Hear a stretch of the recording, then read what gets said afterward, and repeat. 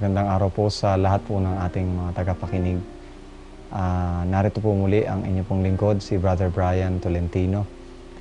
Sa araw pong ito, nais ko pong magbahagi sa inyo ng ilan sa mga karanasan na ipinaranas sa akin ng Panginoon at kung paano ako tinawagan ng Panginoon mula sa kadiliman hanggang sa kanyang kagilagilas na kaliwanagan. Pero bago po tayo magpasimula, nais ko po mag-offer ng isang pananalangin. Dakila po naming Diyos, Panginoon, nais po namin magpakumbaba sa inyong harapan. Sa lahat ng mga ginagawa niyo sa aming buhay, kung paano niyo kami inakay, at kung paano niyo kami ginabayan hanggang sa makita namin ang liwanag, hanggang sa pagbubukan liwayway, Panginoon, napakabuti ninyo. Niling namin na magsalita kayo at itago ninyo sa banal na krus ang inyong lingkod, upang makita lamang ang aming Panginoon Kristo. Maraming salamat sa pag-ibig na ipinagkaloob niyo sa akin. At kung paano ko ito isisiwalat at ibibigay, ibabahagi sa ibang tao, kayo na po ang bahala. Sa pangalan po ng Panginoong Hesus. Amen. Ayan, muli po nais ko pong sabihin sa inyo na ito pong ibabahagi ko sa inyo ay isang bahagi ng buhay ko o mga bahagi ng buhay ko na kung paano po ako inakay ng Panginoon. Nais ko pong simulan ito sa pamamagitan ng verses sa Bible.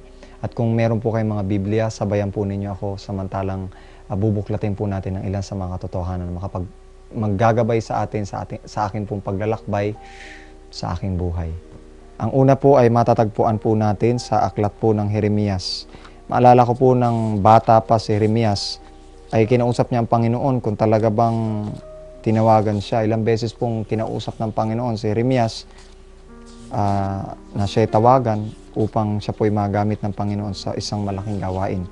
Ang sabi po sa Jeremias 1, ang talata po ay 5. Magsimula po ito sa talatang 4. Ngayon, ang salita ng Panginoon ay dumating sa akin na sinasabi, bago kita inanyuan sa sinapupunan ay kilala na kita.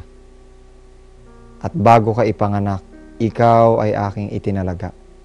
Hinirang kitang propeta sa mga bansa. Alam niyo po, napakalaki ng impact nito sa buhay ko. Hindi dahil sa ako ay pastor ngayon, kundi dahil para bang yung foreknowledge ng Panginoon ay alam na alam niya kung saan ako tatahak, anong mga bagay na pupuntahan ko at kung paano niya ako maibabalik uli sa kanyang sarili. Alam niyo po, napakabuti ng Panginoon. Siya ang humirang sa atin, siya ang pumili sa atin at hindi tayo ang pumipili sa Kanya. At sa bawat takbang natin kung tayo sasampalataya sa kanyang mga sinasabi, malalaman natin na tinawagan tayo ng Diyos. Dahil sa bawat takbang na ito, nakikita natin yung likuran natin na napakaganda ng ginawa ng Diyos para sa atin. Hindi tayo ang gumagawa ng paraan, kundi ang Diyos ang gumagawa ng paraan sa atin. Gusto ko rin pong buklatin itong isang teksto sa Biblia. Ito po yung matatagpuan sa Ikalawang Pedro, ito po ay magsisimula sa talatang sa Kapitulo 1, ang talata po ay 19. Sundan po ninyo ako, Ikalawang Pedro 1:19. Ganito po, kaya't mayroon kaming salita ng propesiya na lalong tiyak. Mabuti ang inyong ginagawa kung ito'y inyong pagtutuunan ng pansin. Sa madalit sabi, mas lalong tiyak po ang ating Panginoon Kristo. Mas lalong tiyak na kung susundan natin ang mga salita ng propesiya, mabuti ang ating ginagawa. Bakit po? Kung ito'y inyong pagtutuunan ng pansin, gaya ng isang ilawan na na tumatanglaw sa isang dakong madilim. Para siyang maliit na ilawan na nagtatanglaw sa iyo sa isang dakong madilim. Maliit lang siya pero makakatulong siya sa paglalakad mo. At ang sabi dito, at ang tala sa umaga ay sumilang sa inyong mga puso. Yun daw pong sa gabi habang tayo naglalakad, hindi natin alam kung saan kayo patutungo. Isang araw gusto kong ikwento yung karanasan ko at nung aking tatay. Alam nyo, hindi ko ho ikinakahiya. Yung tatay ko ay medyo, sabihin na nating lasinggero. Habang kami ay pumunta kami doon sa may malayong lugar, ay naglakad po kami ng tatay ko pabalik sa aming bahay, pero napakadilim po, wala akong makitang liwanag.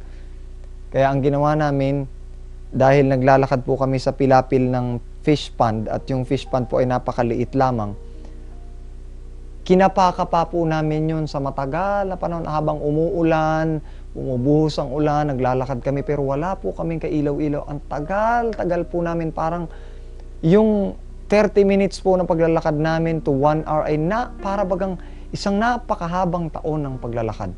Pero nang makakita kami ng isang ilaw, meron kaming sinundan, ay hindi na ho kami nangapa hanggang sa nagpatuloy na kami sa paglalakad, hanggang sa nakarating na kami sa bahay ng napakabilis.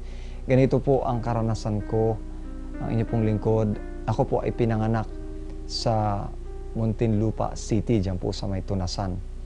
Hindi ko alam, pero medyo matiwasay ang buhay namin. Maganda ang hanap buhay ng aking mga magulang. Meron kaming tindahan, malaki, at meron kaming sariling bahay dyan po sa may Muntinlupa. Nang dumating po ako sa sapat na gulang ng 6 years old, ay nagdesisyon po ang aking mga magulang na pumunta at magbakasyon sa Mindanao. Kumpleto kami ng gamit, kumpleto kami dyan po sa may Muntinlupa. Tinawagan po yung nanay ko ng aking lolo. Sabi niya, pumunta ka rito at mayroong mga lupa rito na walang mag-aasikaso. Baka ako'y mamatay na, sabi ng lolo ko, ay walang mag-asikaso ng lupa at maagraryan, makuha na lamang ng mga tao. Sa madalit sabi, nag-isip yung nanay ko, ang sabi niya, ano kaya ang gagawin natin? Sige, kasi kawawa naman kung mamamatay din ang lolo, walang mag-aasikaso ng lupa. Kahit siguro mga ilang buwan, pwede nating dalawin. Sa madalit sabi, dumiretso po kami ng Mindanao. Hindi ko alam kung anong panukala ng Panginoon, pero napakarangyan ng buhay namin sa Maynila. Tag-iisa-isa kami, 4 kami, meron kaming mga katulong bawat isa sa amin. Kung bakit pumunta pa kami ng Mindanao, at ang unang karanasan ko pagpunta namin ng Mindanao, ay pumunta kami doon sa mga bukid ng nanay ko.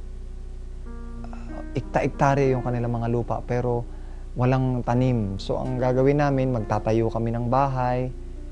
Nag-decide na rin yung tatay ko, sige, dito na lang muna tayo. Parang iniwan na nila yung bahay namin sa Maynila, iniwan na yung negosyo, iniwan na yung trabaho ng nanay ko. Pero tumira kami sa bawat bukid.